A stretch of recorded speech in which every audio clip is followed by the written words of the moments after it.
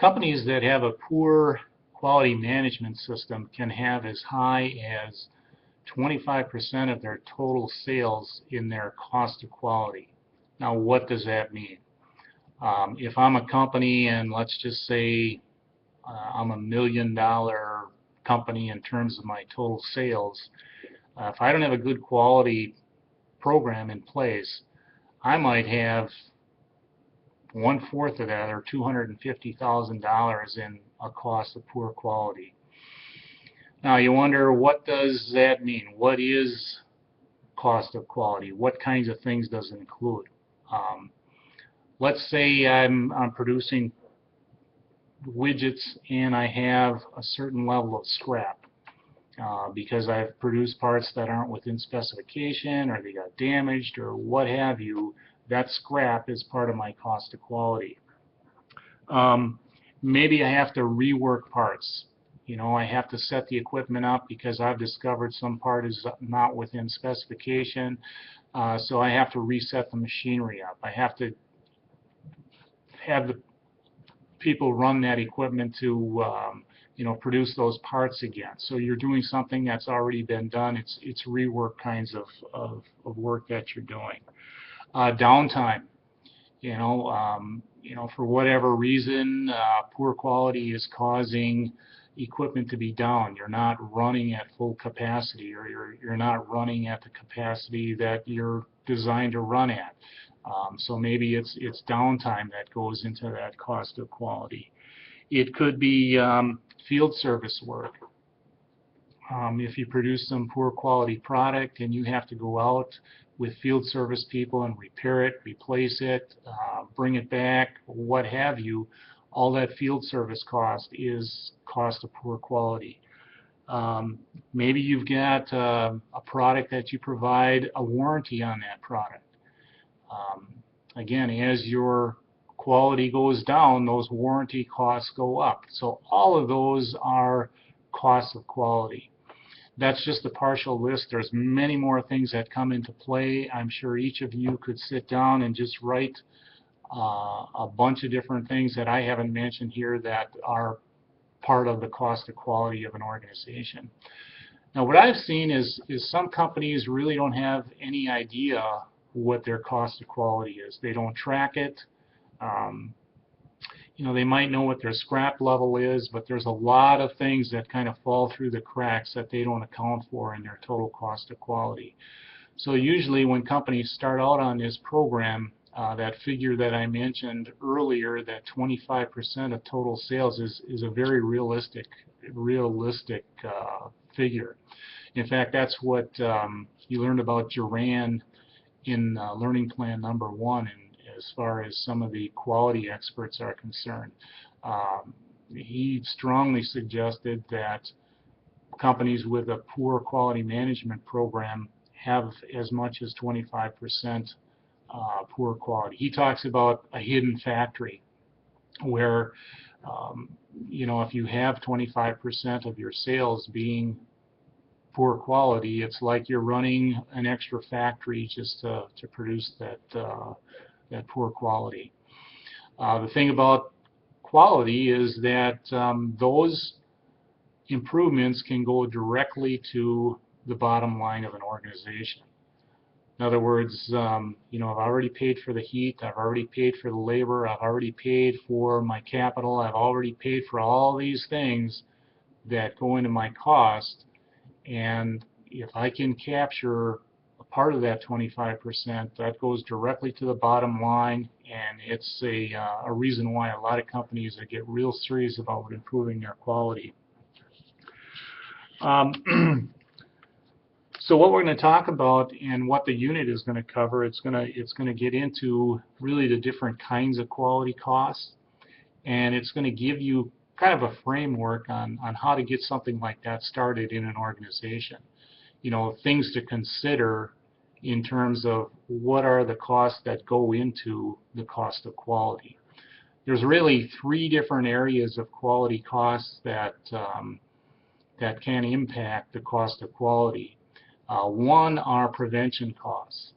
Now, what are prevention costs? Well, things like if you're training employees with some kind of a continuous improvement approach, that doesn't come free. You have to pay for that training. So that's a prevention cost. Anything that prevents poor quality from occurring in the first place is considered a prevention cost. Other things in terms of prevention costs are maybe a company is involved with lean manufacturing and eliminating waste and eliminating or reducing non-value-added activities. That can be prevention kinds of costs in terms and as it relates to quality.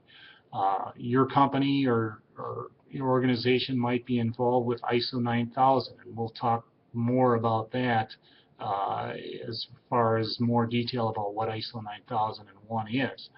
But that's a cost, a prevention cost to prevent poor quality from happening. So there's all kinds of things that fall in that category of prevention costs. But again, think in terms of prevention costs are those costs that prevent poor quality from happening in the first place. And I'm sure you can list what some of those costs are yourself. Another type of cost of quality is something that's called appraisal cost. So we have prevention costs and we have appraisal costs. When we talk about appraisal costs have to do with measuring whatever level of quality you're at. For example, let's say I'm running equipment and I'm running parts are coming off a machine and I'm measuring the size of the parts coming off of the machine. As I'm measuring those, I'm recording those on a control chart, or somehow I'm recording what those parts are, and I'm making a determination whether they're a good part or a bad part based on the specifications that I have. That's appraisal cost.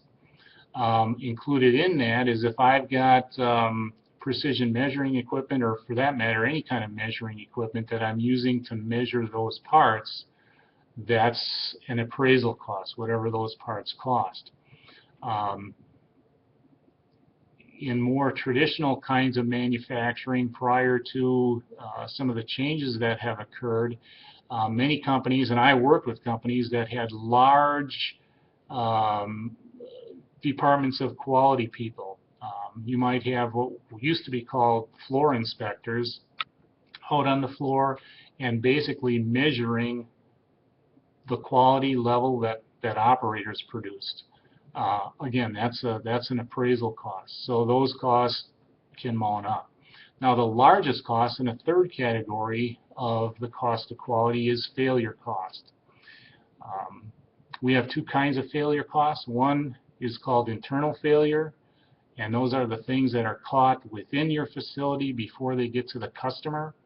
So if I'm checking my work and I see parts are not within specification and I have to reject those parts, those are internal failure costs. If I have a level of internal scrap, that's an internal failure cost. The worst cost of quality are external failure costs. Those are costs of quality that have already gotten to the customer. I guess the best example I can think of, and what's probably in current news, is some of the recalls that we are having on various vehicles for whatever reason, whether it's airbags or what have you. That's a huge cost for companies that have to recall those products, repair them or replace them or whatever the case might be. That's the cost of external failure. So if you add all those up, that's your total cost of quality. And what companies need to do, in my opinion, is they need to have an accurate method or an accurate system for tracking their cost of quality. And they need to be consistent with that so they can compare from year to year to year.